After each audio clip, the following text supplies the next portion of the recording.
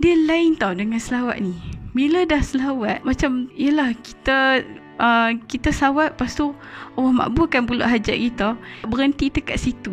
Dia jadi macam Nisa kata, okey, aku dah yakin dah dengan selawat ni, hajat dunia tu dia dah jadi macam kecil sangat kan. Hajat dunia tu kecil dah. Dia jadi kecil dah rasa kan. So apa lagi yang ada dalam selawat ni? So macam Nisa nak cari lagi. Untuk akhirat macam mana?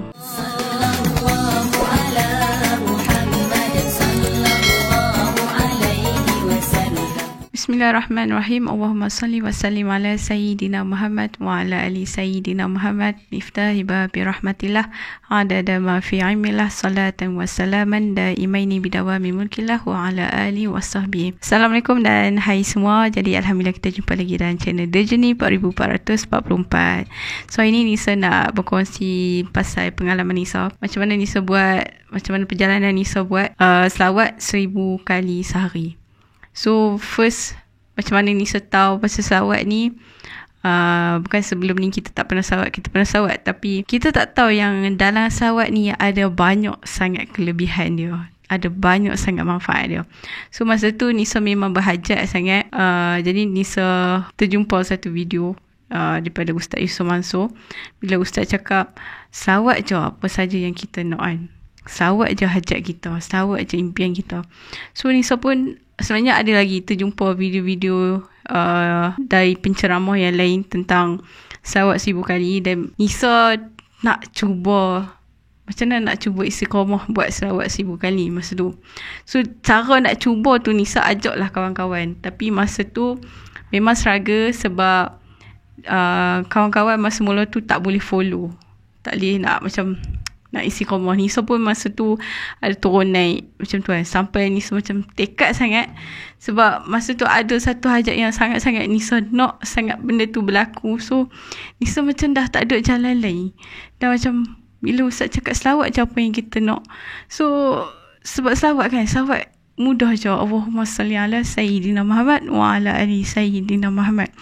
So Nisa tak apa, aku buat sorang-sorang kan, tak apa kita buat sorang-sorang. Sampailah Nisa rasa sebenarnya keajaiban selawat tu, dia jadi macam ni tau.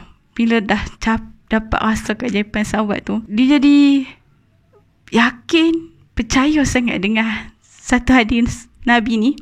Apa pernah dengar kan yang kisah pasal Ubay bin Ka'ab tu kan, bila dia cakap dia nak jadikan seluruh hidup dia berselawat, hanya untuk berselawat kepada Nabi. Apa yang Nabi balas balik, apa yang Nabi kata balik, kalau macam tu dia buat, maka semua dosa dia akan Allah ampunkan, dan segala hajat dia Allah akan kabulkan, tunaikan. So masa tu Nisa cakap, betul lah. Nisa betul lah kan. Sebab dia macam, yelah kita selawat kan. Sebab sebelum ni, sebab kenapa Nisa rasa terlalu amazing, terlalu macam wow sangat selawat ni. Sebelum ni Nisa ada buat bisnes. So biasa dalam bisnes ni kita akan banyak masuk seminar. So dalam seminar tu banyak akan share tentang amalan untuk tarik rezeki kan, untuk nak bagi rezeki melimpah apa semualah kan. So kita buat juga amalan tu kan. Kita tahu kita buat tu semua yang amalan-amalan yang Nabi dah ajak. Macam contoh dia macam sedekah, solat duha kan, macam tu. So kita istiqamah buat, Alhamdulillah memang dapat tau. Memang dapat. Tapi ada satu benda lagi, dia jadi problem. Bila Allah dah bagi, biasalah kita dah buat amalan tu sebab nak dunia kan. So bila Allah dah bagi, dia jadi tak boleh nak istiqamah lepas tu. Dia lain tau dengan selawat ni. Bila dah selawat, macam yelah kita selawat, lepas tu Allah makbulkan pula hajat kita, dia tak berhenti dekat situ. Dia jadi macam Nisa kata, okey, aku dah yakin dah dengan selawat ni, hajat dunia tu dia dah jadi macam kecil sangat kan. Hajat dunia tu kecil dah. Dia jadi kecil dah rasa kan. So apa lagi yang ada dalam selawat ni? So macam Nisa nak cari lagi. Untuk akhirat macam mana? Sebab kita tahu kita tak lama dekat dunia ni. Kita set je, sementara je kat dunia ni. So untuk akhirat aku macam mana nanti? Nanti kat kubur aku macam mana? Selawat ni banyak mana dia punya fazilat, banyak mana dia punya kelebihan dia kan. Sampai ke mana? So ni yang Nisa nak share dengan hampa semua. First video yang Nisa termotivasi, terinspirasi untuk perbanyakkan lagi berselawat. Ini first video yang Nisa jumpa dan Nisa nak kongsi dengan hampa. Jadi sebelum tu jom kita tengok dulu video ni.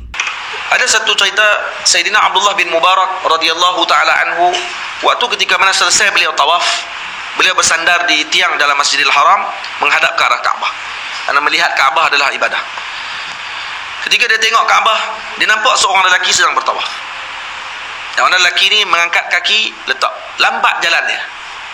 Maka Sayyidina Abdullah bin Mubarak terus pergi kepada lelaki tersebut dan tanya kepada dia, apa yang sebabkan kamu jalan lambat ni? Waktu tawaf ni jalan lambat betul? Dah lah tujuh pusingan, kamu jalan lambat pula. Kata dia, saya berselawat kepada Nabi dengan setiap langkahan kaki saya. Setiap langkah saya berselawat kepada Nabi. Dia kata, apa yang menyebabkan kamu buat macam tu? Maka lelaki ni pun cerita. Dia kata, wahai Tuan, dulu saya dalam perjalanan bersama dengan ayah saya. Saya dalam perjalanan untuk menunaikan haji. Sampai di pertengahan jalan kami datang naik kapal laut. Sampai di pertengahan jalan kami berhenti berehat. Ayah saya jatuh sakit dan dia dicabut nyawanya oleh Allah Ta'ala pada malam tersebut. Yang lebih menyedihkan saya, ayah saya bertukar kulitnya menjadi gelap yang segelap-gelapnya. Jadi kulit yang gelap yang menunjukkan bahawa dia ini adalah orang yang mati dalam keadaan su'ul khatimah. Tuan-tuan, orang yang kalaupun kulitnya gelap tetapi dia ni lazimi salawat dan juga kulit dia selalu dibasahkan dengan wuduk dan sebagainya, wajahnya ada nur. Lepas tu kita boleh bezakan muka orang yang Islam yang bukan Islam. Tengok dengan haja nampak riak wajah je tahu dah kata ni Muslim. Yang ni bukan Islam. Hanya kerana apa? Kerana wuduk. Kerana nur yang ada di wajah tersebut.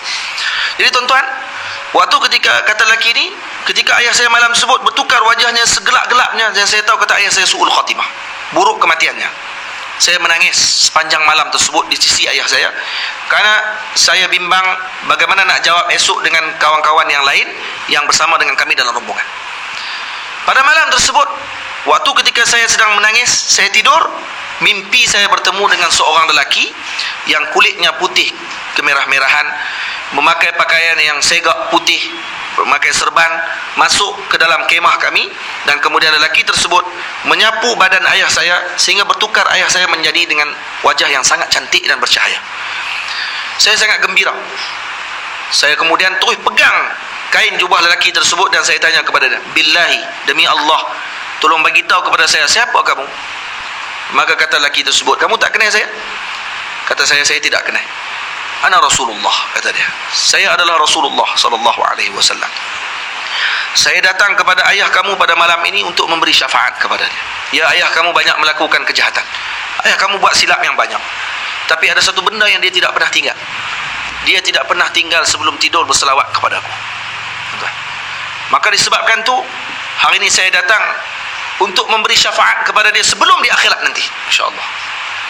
Kata lelaki tersebut, mulai malam tersebut saya berjanji, setiap langkah kaki saya tidak akan letakkan melainkan saya berselawat kepada Nabi kita Muhammad sallallahu alaihi wasallam.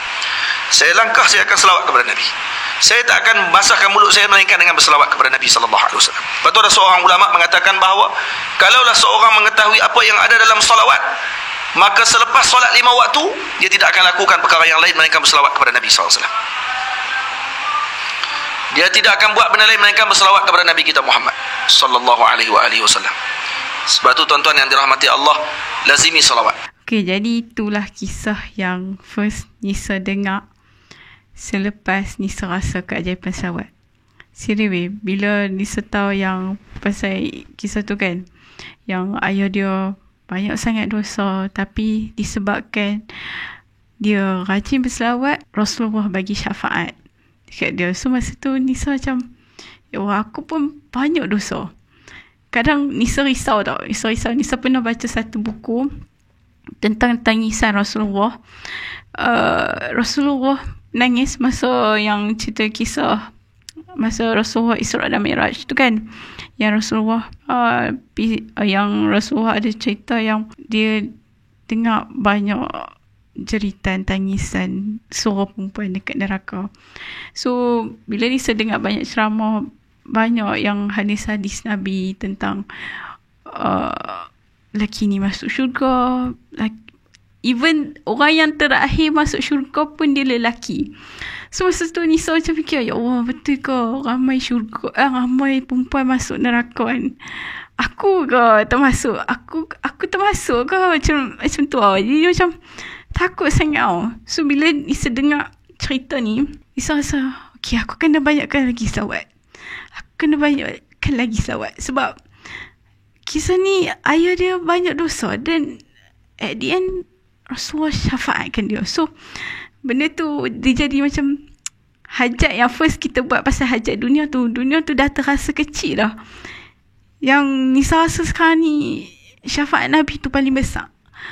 Yang tu yang paling besar, paling tinggi. Sebab tu kalau orang cakap ni selawat untuk dapat syafaat je lah, masa tu kita tak faham lagi betapa besarnya syafaat tu.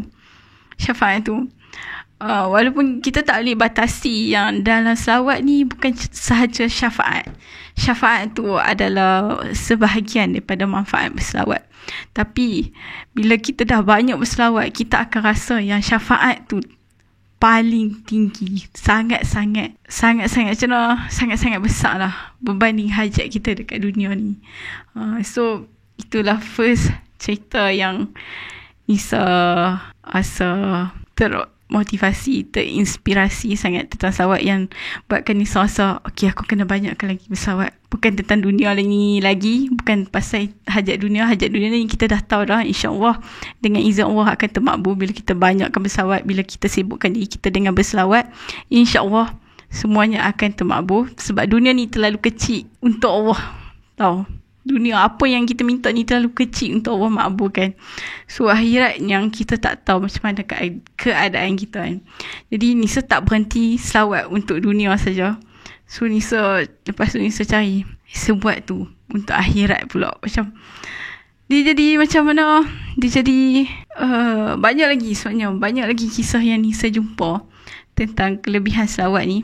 Ini yang pertama. Ini baru pertama. So banyak lagi. So hampa kena tengok lagi video ni, the next journey. Sebab yang ni baru yang lepas selawat 1000. So keajaiban yang selepas 1000 tu kan Nisa ada buat 4444. Itu lagi besar lah. Itu lagi dahsyat lah dia punya rasa keajaiban tu. So untuk video kali ni sampai sini saja yang Nisa nak kongsikan untuk hampa semua. Jadi terima kasih banyak-banyak yang stay tengok video ni sampai habis.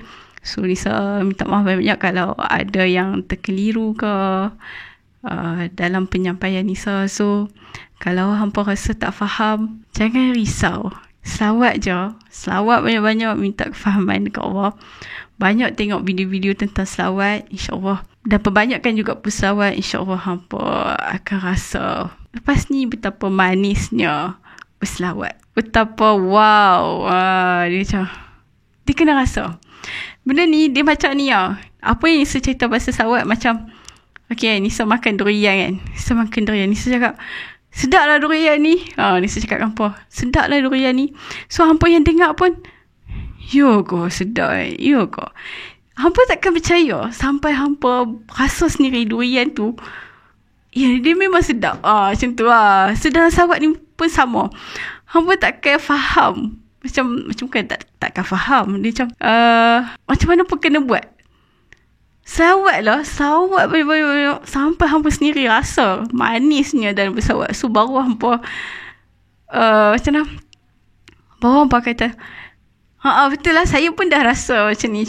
So mesti ada cerita tersendiri macam tu lah. So kalau dengar saja dia macam, betul ke? So selawat je. Apa sebab Nisa boleh cakap dalam selawat ni bukan tentang hajat je. Banyak, alhamdulillah, Allah keluarkan Nisa daripada macam-macam masalah. Macam-macam masalah tu Allah dah settle. Banyak. Terlalu banyak. Cuma satu je.